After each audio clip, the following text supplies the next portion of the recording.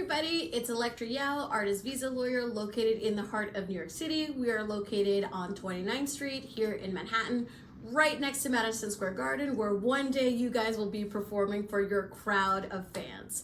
Today we're going to talk about what is art? What is art? What is an artist? What is a creative?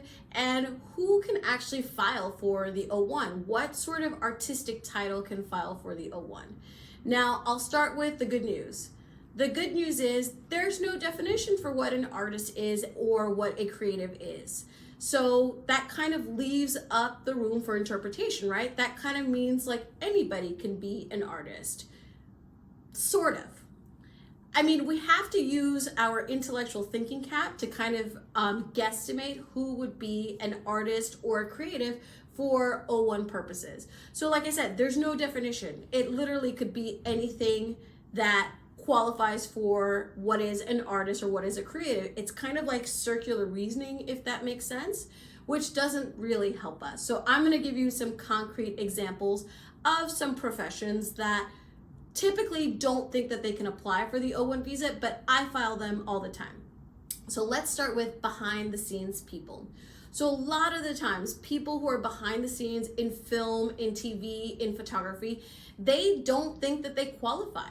So for example, gaffers, sound designers, set designers, they perceive themselves to be behind the scenes, which they are, and they automatically think, well, I'm not an actor, or I'm not a singer, I'm not a visual artist creating paintings, so I must not be an artist. I must be a technical person, right? Because a lot of the times crew are considered to be technical professionals. And that's true in the film, TV, theater world. Like, yes, you're considered to be a technical professional within the production. But in the O-1 world, you are an artist. And why are you an artist? You're an artist because you're using creativity, strategy, and artistry to execute something. So for example, let's take the idea of a gaffer, right? I've done many gaffers. A gaffer is a lead electrician, so someone who is working on setting up the lights on the set of a film or a TV show. So if you don't know film or if you don't know TV, you're gonna automatically think like, hey, that guy or that girl, I've done a lot of female gaffers, she's just setting up the lights. That doesn't mean anything at all. Wrong. Light can help with mise en scène, which is basically the ambiance of the scene. Light can help with shadows. Shadows can help with suspense. Light can help with clarity, showing things or obscuring things based on the storyline of what's happening within that production. So these are creative decisions. These are creative executions that work towards the storytelling aspect of a film. Light can tell a story, sound can tell a story. So someone who is mixing sound for a film or for a TV show absolutely understands that whispering is gonna be very different than talking. It's gonna be very different from screaming. It's gonna be very different from singing in a musical. These are all artistic considerations that the sound designer needs to make when he or she is mixing the sound. The same with an editor. Editing is super technical. I personally, when I was studying film when I was in college, I really disliked editing. I don't like putting things together in the sense that my brain sees things in a big picture type of way.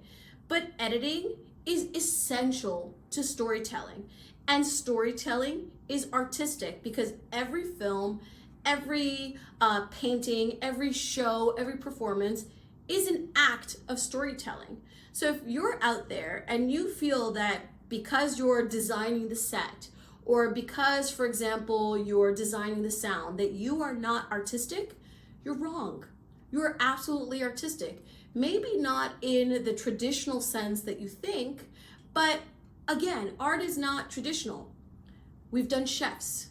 We've done photographers focus only on food. We've done models. We've done influencers. We've done pizza makers. These are all people, all professionals that use artistry and creativity in the work that they do. I'll give you a couple of professions that are typically not filed as O-1Bs by other attorneys. And this is kind of in the marketing realm, marketing and architecture, but let's talk about marketing, because a lot of the time marketing in the business world is associated with sales. You'll have teams that are called marketing and sales. Now, sales is very clearly a business endeavor, right? You need to sell something. You need to you do elements of storytelling, but it is not commonly accepted within the world that someone who is selling on the phone or selling via email is a creative person, even though he or she might use creative elements. I've never done a salesperson as an O-1B, but I'm always up for the challenge. So if you are a salesperson, I'd love to consult with you to talk about the creative strategies that you use in your day-to-day work. But people who work in marketing are almost exclusively filed as O-1As. But for me, marketing is absolutely creative. You might use technical tools to measure the output of marketing, but it is creative. The decisions that are made in terms of the copy, in terms of the graphic, in terms of the strategy, right? I once did an O-1B for someone who just crunched numbers for the graphic design team to be able to utilize in their execution of the designs. It's all strategic. It's all creative. Now, it might not be evident, I'll give you that. It might not be obvious, but that's where you go to an attorney. The attorney needs to flesh out those ideas and to make them very simple so that the officer can see and perceive the artistry in the work that you do.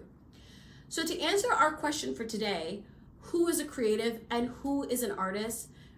The answer is everyone.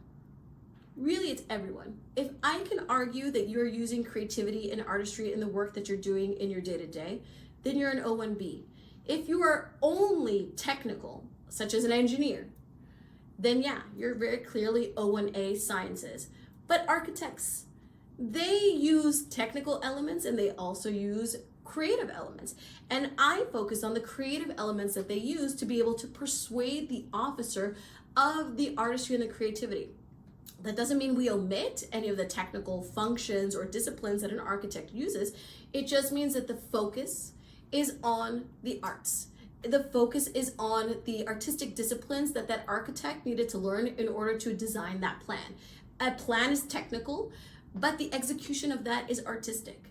So this is very nuanced. And if you have a doubt as to whether or not you're artistic or not, ask yourself, do I use creativity? Do I use strategy in the day-to-day work that I do? That doesn't mean that the output of your work needs to be necessarily artistic, but are you utilizing artistic principles and disciplines to execute your work?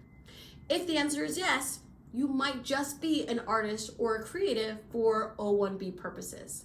So to sum it up, everyone is an artist, but can I prove it? You have to book a consultation to find out.